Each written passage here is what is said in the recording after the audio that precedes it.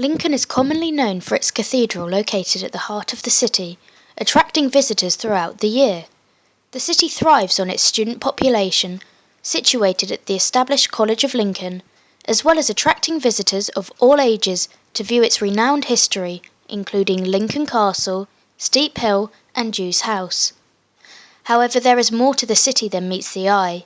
As we delve beneath the surface of Lincoln, it becomes evident that there are parts of history that are not mediated and advertised. In 1916, the leader of Sinn Féin and radical revolutionary, Eamon de Valera, was imprisoned in Lincoln due to the fabrication of his involvement in a German plot against the British. However, he notoriously escaped in 1919. The power relations between Britain and Ireland were turbulent during this time, due to the passive resistance Sinn Féin upheld against Britain, including the withholding of taxes and the establishment of an Irish ruling council and independent local court. The latter can be theorised by postmodern thinker Lyotard. He centres his work on the theory of the meta-narrative, which he believes should be questioned, resisted and contested. When Ireland was part of Great Britain, the IRA and Sinn Féin did exactly this. The political party questioned the totalising meta-narratives presented by that of England. They contested, believing the Irish should have independence from the English government, in turn creating their own rule. Plans were undertaken to initiate the escape between 3 prisoners, including de Valera, as well as the Republicans on the outside who were aiding the efforts. When analysing this event, we can use de Certeau's theory of tactics and strategies within his book The Practice of Everyday Life to analyse the power structures both within the prison and the UK. De Certeau calls a strategy actions which, thanks to the establishment of a place of power, elaborate theoretical places, systems of totalising discourse. This power becomes present within a prison, as those with authority, in this instance the prison guards, who are based in a location that can not only be managed but is also composed of targets and threats.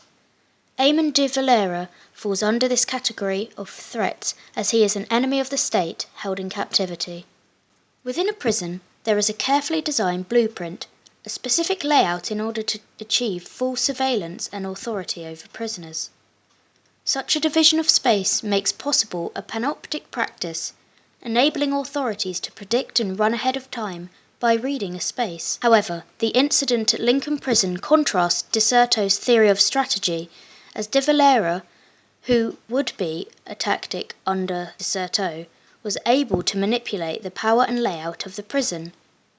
Through shedding light on cracks within the system, in this case the inability of the guards to speak Gaelic, which enable prisoners to share plans, as well as the allowance of prisoners to communicate with outsiders through the prison fence, which allows a master key to be made and transported back into the facility.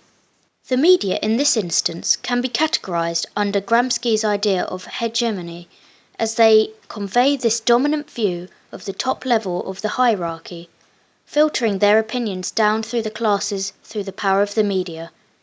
Irish papers, for example, regarded the event as a success, which was an overall consensus for those supporting Sinn Féin, as their leader had returned to implement Ireland's independence.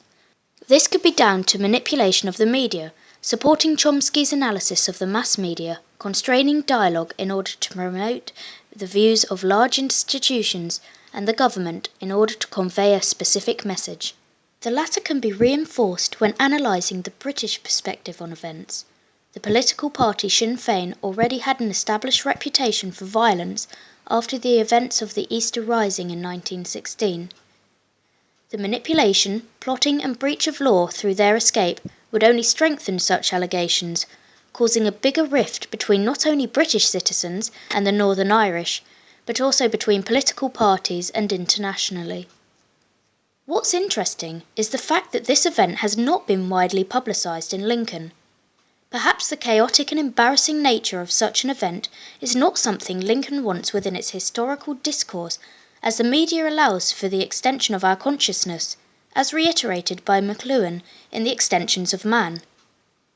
If it were widely published, it may put the power of the prison in question, as well as tarnishing Lincoln's peaceful nature and positive history. If an event of similar circumstances happened today, it is almost certain that the technological advances would see an event of a similar caliber publicized, perhaps globally, reinforced by Jenkins' work in convergence culture, as information can take form online and spread and be shared across various platforms in an instant.